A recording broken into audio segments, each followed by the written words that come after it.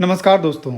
आज मैं आपसे बात करने वाला हूँ विटामिन्स के बारे में। यहाँ पे आप देख सकते हैं मैंने एक चार्ट बनाया हुआ है, उसमें सारी चीज़ें मैंने अच्छे से समझाई है। तो यहाँ पे सबसे पहले हम बात करेंगे, ये देख सकते हैं यहाँ पे दिया गया है विटामिन, यहाँ पे विटामर्स है, यहाँ पे सॉल्युबिलिटी है, यहाँ पे US recommended dietary allowance per day, age दिया गया 19 to 70, यहाँ पे दिया गया है डिफिशियंसी डिजीज़, ठीक है। यहाँ पे दिया गया है ओवरडोज सिंड्रोम एंड सिम्टम्स, यहाँ पे दिया गया है फूड सोर्सेज, ठीक है। इन सारी चीज़ों पे हम आज बात करने वाले हैं। यहाँ पे सबसे पहले हम बात करेंगे विटामिन ए के बारे में, ठीक है। यहाँ पे आगे दिया गया है विटामर्स में रेटिनॉल। विटामर्स क्या होता है मैं आपको बता दूँ, विटामर्स होता है किसी भी विटामिन का पर्टिकुलर फॉर्म, ठीक है। तो इसको विटामिन ए को हम बोलते हैं रेटिनॉल। आगे बढ़ेंगे, सॉल्युबिलिटी में देखेंगे हम क्या दिया गया है, तो इसमें दिया गया है फैट सॉल्युबल होता है ये, ठीक है। फैट के साथ घुलनशील होता है ये, ठीक। आगे बढ़ेंगे, इसमें दिया गया है US recommended dietary allowance per day, age 19 to 70 में कितना दिया गया है। तो यहाँ पे जो 900 माइक्रोग्राम दिया गया है ये है मेल के लिए, और जो 700 माइक्रोग्राम दिया गया है ये है फीमेल के लिए, ठीक है। तो ये चीज़ें आपको ध्यान रखनी है। आगे यहाँ पे दिया गया है डिफिशियंसी डिजीज़, विटामिन ए की कमी से कौन सी डिजीज़ होती है, ठीक है, इसकी कमी से। तो यहाँ पे देखेंगे दिया गया है यहाँ पे नाइट ब्लाइंडनेस, ये देख लीजिए, विटामिन ए की कमी से नाइट ब्लाइंडनेस होता है। अब यहाँ पे देखेंगे ओवरडोज सिंड्रोम एंड सिम्टम्स में क्या दिया गया है, इसका अगर ओवरडोज हो जाएगा विटामिन ए का ओवरडोज, तो उससे क्या हो सकता है, ठीक है। उससे हो जाएगा हाइपर विटामिनोसिस ए, यहाँ पे दिया गया है हाइपर विटामिनोसिस ए होने का चांस रहता है इसमें, इसका जब ओवरडोज हो जाता है विटामिन ए का।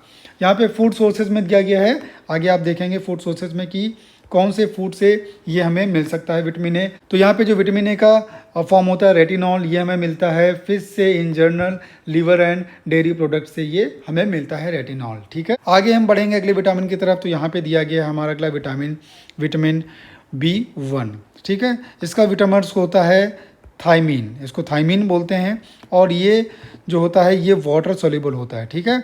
ये पानी के साथ घुलनशील होता है विटामिन B1।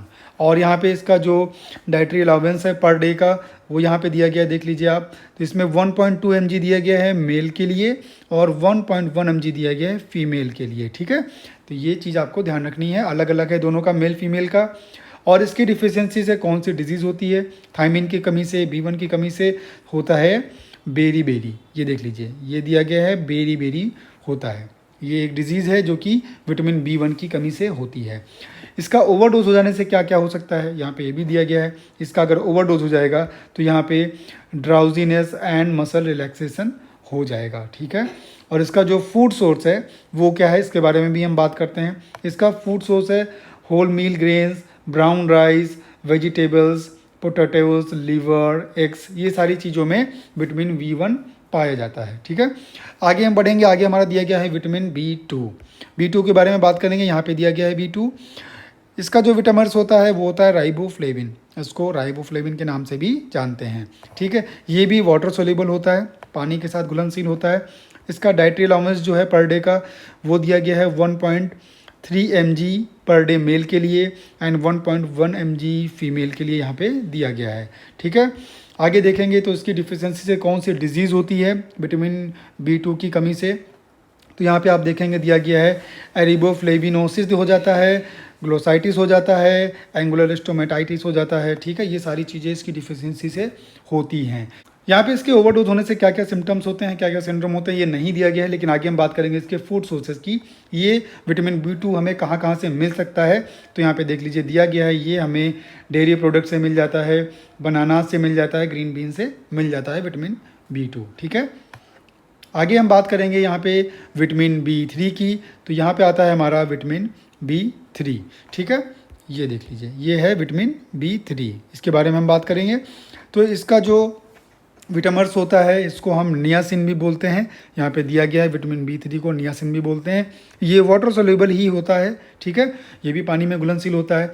इसका जो डाइटरी अलाउंस है पर डे का वो है यहाँ पे मेल के लिए 16 mg का पर डे, एंड फीमेल के लिए है 14 mg का पर डे, ठीक है। इसकी कमी से कौन सी बीमारी हो जाती है, तो यहाँ पे उसका नाम दिया गया है, ये है पेलाग्रा। पिलाग्रा हो जाता है अगर विटामिन B3 की कमी हो जाती है। नियासिन की कमी से पिलाग्रा होता है, ठीक है। और इसका ओवरडोज होने से क्या क्या दिक्कत हो सकती है, तो इसका ओवरडोज होने से लीवर डैमेज भी हो सकता है। यहाँ पे दिया गया है, देख लीजिए, इसका ओवरडोज होने से लीवर डैमेज होने के भी चांसेस रहते हैं, ठीक है। इसका फूड सोर्स में दिया गया है कि ये हमें कहाँ कहाँ से मिलता है नियासिन, तो ये हमें मिलता है मीट से, फिश से, एग से, many vegetables, mushroom and tree nut से ये हमें मिल जाता है। आगे बात करेंगे हम विटामिन B5 के बारे में, जो कि यहाँ पे दिया गया है। इसका जो विटामर्स होता है, इसका जो फॉर्म होता है, ये होता है पेंटोथेनिक एसिड, ठीक है। इसको हम जानते हैं पेंटोथेनिक एसिड के नाम से विटामिन B5 को। और यहाँ पे आगे देखेंगे तो ये होता है वाटर सोल्यूबल, ठीक। इसका जो डाइटरी अलाउंस होता है पर डे का, ये होता है, ये मेल के लिए होता है 5 mg का एंड फीमेल के लिए होता है 5 mg का, मतलब ये दोनों के लिए बराबर ही होता है, ठीक है। और इसकी कमी से कौन सी बीमारी हो जाती है, तो इसकी कमी से हो जाता है पैरेस्थीसिया। यहाँ पे देख लीजिए दिया गया है, इसकी कमी से पैरेस्थीसिया हो जाता है। इसका ओवरडोज अगर हो जाएगा विटामिन B5 का आपको, तो उससे क्या क्या दिक्कत हो सकती है, उससे हो सकता है diarrhoea, possibly nausea and heartburn भी इससे हो सकता है, ठीक है। डायरिया हो जाएगा और नोजिया और हार्टबर्न भी इससे हो सकता है। आगे बात करेंगे इसके फूड सोर्स के बारे में, तो विटामिन B5 का फूड सोर्स होता है मीट, ब्रोकली, एवोकाडोज, ठीक है। इन सारी चीज़ों में विटामिन B5 पाया जाता है। अगला हमारा विटामिन है विटामिन B6, इसके बारे में बात करते हैं। तो इसको हम बोलते हैं पाइरिडॉक्सिन, ठीक है। विटामिन B6 को पाइरिडॉक्सिन भी बोलते हैं। और यहाँ पे ये भी वाटर सोल्यूबल होता है, देख लीजिए दिया गया है। और इसका डाइटरी अलावेंस 1.3 mg से 1.7 mg मेल के लिए होता है और 1.2 mg से 1.5 mg के बीच में फीमेल के लिए होता है, ठीक है। यहाँ पे आगे दिया गया विटामिन B6 की कमी से एनीमिया हो सकता है, पेरिफेरल न्यूरोपैथी हो सकती है, ठीक है। यहाँ पे आगे दिया गया है विटामिन B6 के ओवरडोज से क्या होता है, तो इसमें हो जाएगा impairment of proprioception and nerve damage, ठीक है। ये हो जाता है विटामिन B6 की कमी से। और इसमें दिया गया है इसके फूड सोर्सेज में कहाँ कहाँ से ये हमें मिलता है, तो ये हमें मिल जाता है meat, vegetables, tree nuts and banana से ये हमें मिलता है, ठीक है, विटामिन B6। आगे यहाँ पे अगला विटामिन हमारा आता है, यहाँ पे देख लीजिए आ गया है विटामिन B7, ठीक है। इसको जानते हैं बायोटिन के नाम से। ये विटामिन काफ़ी लोगों ने सुना होगा, बायोटिन, ठीक है। तो ये इसको हम जानते हैं बायोटिन के नाम से, ये होता है विटामिन B7। ये भी वाटर में सोल्यूबल होता है, वाटर सोल्यूबल विटामिन होता है ये। और इसका हमारा जो डाइटरी अलाउंस है पर डे का, वो है मेल के लिए 30 माइक्रोग्राम एंड फीमेल के लिए 30 माइक्रोग्राम, मतलब ये सेम ही होता है दोनों के लिए, ठीक है। और यहाँ पे दिया गया है बायोटिन की कमी से डर्मेटाइटिस हो जाता है और एंटेराइटिस हो जाता है, ठीक है। आगे इसका फूड सोर्स दिया गया है, तो ये हमें मिलता है रॉ एग यॉक से, लीवर से, पीनट्स से, लीफी ग्रीन वेजिटेबल्स से, ठीक है। ये सारी चीज़ों से हमें विटामिन B7 मिलता है, बायोटिन। आगे हम बात करेंगे हमारा अगला विटामिन जो आ रहा है, तो यहाँ पे देख लीजिए अगला विटामिन हमारा है विटामिन B9, ठीक है। अब हम बात करेंगे विटामिन B9 के बारे में। इसको हम बोलते हैं फोलेट्स, फॉलिक एसिड भी बोलते हैं, ठीक है। इसका जो विटामिन्स होता है उसको फोलेट्स और फॉलिक एसिड भी बोलते हैं। इसको भी काफ़ी सारे लोग जानते होंगे। ये विटामिन B9 भी वाटर सोल्यूबल होता है, ठीक है। इसका जो डाइटरी अलाउंस होता है पर डे का, मेल के लिए 400 माइक्रोग्राम होता है और फीमेल के लिए 400 माइक्रोग्राम होता है, मतलब ये दोनों के लिए सेम ही रहता है। इसकी कमी से क्या क्या दिक्कत होती है ये इसमें दिया गया है, तो यहाँ पे हो जाता है megaloblastic anaemia and deficiency during pregnancy is associated with birth defects such as neural tube defects, ठीक है। विटामिन B9 की कमी से हो जाता है मेगालोब्लास्टिक एनीमिया और प्रेगनेंसी के दौरान इसकी कमी होने से बर्थ डिफेक्ट्स आते हैं, जैसे कि न्यूरल ट्यूब डिफेक्ट्स, ठीक है। ये सारी चीज़ें इसमें होती हैं।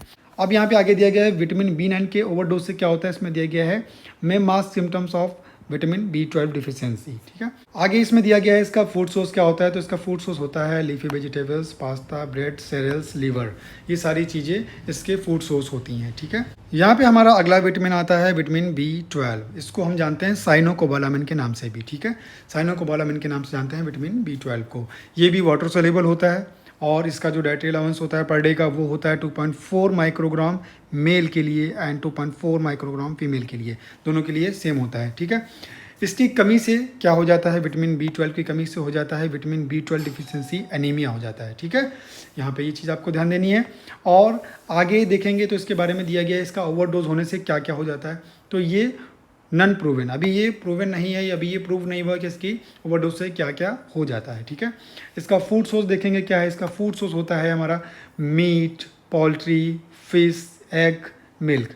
ये सारी चीज़ें जो होती हैं विटामिन B12 का फूड सोर्स होती हैं, ठीक है। अब हम बात करेंगे विटामिन सी के बारे में। अगला विटामिन हमारा विटामिन सी है। इसको हम एस्कॉर्बिक एसिड के नाम से भी जानते हैं, ठीक है। और ये वाटर सोल्यूबल होता है विटामिन सी। इसका डाइटरी अलाउंस होता है पर डे का 90 mg मेल के लिए और 75 mg फीमेल के लिए रहता है, ठीक है।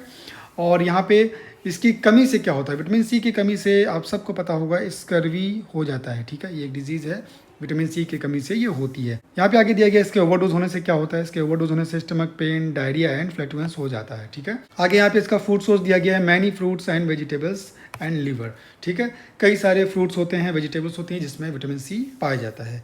अगला विटामिन हमारा है, यहाँ पे आगे बात करेंगे विटामिन डी के बारे में, ठीक है। ये हमारा आ गया विटामिन डी। यहाँ पे देख लीजिए दिया गया है विटामिन डी, ठीक है। इसको हम कोलिकैल्सिफेरॉल के नाम से भी जानते हैं। ये फैट सोल्यूबल विटामिन होता है। इसका डाइटरी अलाउंस पर डे का जो होता है वो मेल के लिए 15 माइक्रोग्राम होता है एंड फीमेल के लिए भी 15 माइक्रोग्राम होता है, ठीक है। इसकी कमी से क्या होता है, विटामिन डी की कमी से ये हो जाता है रिकेट्स। ये देख लीजिए यहाँ पे दिया गया रिकेट्स हो जाता है एंड ऑस्टियोमेलेसिया हो जाता है, ठीक है। ये दो प्रॉब्लम इससे हो जाती हैं विटामिन डी की कमी से। और इसका अगर हम ज़्यादा डोज ले लेंगे, ओवर डोज ले लेंगे, उससे क्या हो जाएगा वो भी दिया गया है, हाइपर विटामिनोसिस डी हो जाता है इससे, ठीक है। यहाँ पे आगे दिया गया है इसका फूड सोर्स। कोलिकैल्सिफेरॉल का जो फूड सोर्स होता है वो होता है fatty fish, mackerel, salmon, sardines, fish liver oil, egg from hen fed vitamin D. ऐसी मुर्गियों के अंडे जिनको विटामिन डी उनके फीडिंग में प्रोवाइड करा जाता है, या फिर जो फैटी फिश होती हैं उसमें ये पाया जाता है कोलिकैल्सिफेरॉल, ठीक है। आगे आता है हमारा विटामिन ई। विटामिन ई के बारे में हम बात करेंगे तो इसको हम लोग टोकोफेरॉल के नाम से भी जानते हैं विटामिन ई को।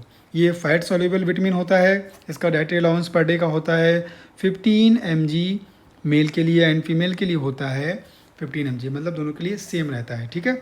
अब आगे यहाँ पे बात करेंगे टोकोफेरॉल जो होता है विटामिन ई, उसकी डिफिशियंसी से क्या होता है। यहाँ पे दिया गया डिफिशियंसी इज़ वेरी रेयर। इसकी डिफिशियंसी बहुत ही रेयर है, ठीक है। Mild haemolytic anaemia in newborn infants. Mild haemolytic anaemia पाई जाती है न्यूबॉर्न्स और इन्फेंट्स में, ठीक है, इसकी कमी से। अब आगे यहाँ पे हम बात करेंगे इसके ओवरडोज से क्या होता है। विटामिन ई जो होता है टोकोफेरॉल, उसके ओवरडोज से क्या होता है, तो यहाँ पे दिया गया possible increased incidence of congestive heart failure. इसमें क्या है, कंजेस्टिव हार्ट फेलियर का जो इंसिडेंस होता है वो इंक्रीज होने का चांस रहता है, ठीक है, इससे, इस विटामिन की ओवरडोज से। और यहाँ पे बात करेंगे इसका फूड सोर्स क्या है, तो उसके फूड सोर्स में देखने को मिलेगा आपको मैनी फ्रूट्स, ठीक है, कई सारे फ्रूट्स होते हैं एंड वेजिटेबल्स भी ऐसी कई सारी होती है जिसमें विटामिन ई पाया जाता है। नट्स होते हैं, सीड्स होते हैं, ठीक है, एंड सीड्स ऑयल होता है। कई सारे फ्रूट्स, वेजिटेबल्स और सीड्स ऑयल में ये सारी विटामिन ई पाई जाती है, ठीक है। अब यहाँ पे अगला विटामिन है हमारा विटामिन K1। इसको हम फाइलोक्विनोन के नाम से भी जानते हैं। ये विटामिन बी K1 भी फैट सोल्यूबल विटामिन होता है। इसका डाइटरी अलाउंस पर डे होता है 110 माइक्रोग्राम मेल के लिए एंड 120 माइक्रोग्राम फीमेल के लिए, ठीक है। और इसकी कमी से होता है ब्लीडिंग डायथेसिस, ठीक है, विटामिन K1 की कमी से। अब यहाँ पे दिया गया है अगर विटामिन K ज़्यादा हो जाएगा, ओवरडोज हो जाएगा तो क्या हो जाएगा, तो इसमें हो जाएगा decrease anticoagulation effect of warfarin, ठीक है। ये कहाँ से हमें मिलता है, इसका फूड सोर्स क्या है, यहाँ पे इसके बारे में दिया गया है leafy green vegetables such as spinach, ठीक है। जो पालक होती है, जो हरी पत्तियाँ होती है, ठीक है, लीफी ग्रीन वेजिटेबल्स होती हैं, उसमें ये विटामिन K1 पाया जाता है, ठीक है। तो दोस्तों ये एक वीडियो थी विटामिन्स के ऊपर। आई होप कि ये वीडियो आपको बहुत ही अच्छी लगी होगी, आपको अच्छे से समझ में आया होगा। अगर आपका कोई भी क्वेश्चन है तो आप कमेंट बॉक्स में पूछ सकते हैं, मैं उसका जरूर रिप्लाई करूंगा, ठीक है। तो दोस्तों अगर आपको वीडियो अच्छी लगी है तो लाइक करिए, शेयर करिए और सब्सक्राइब कर लीजिए मेरे यूट्यूब चैनल को, क्योंकि ऐसे ही इन्फॉर्मेटिव वीडियोज़ लेकर मैं आता रहता हूँ।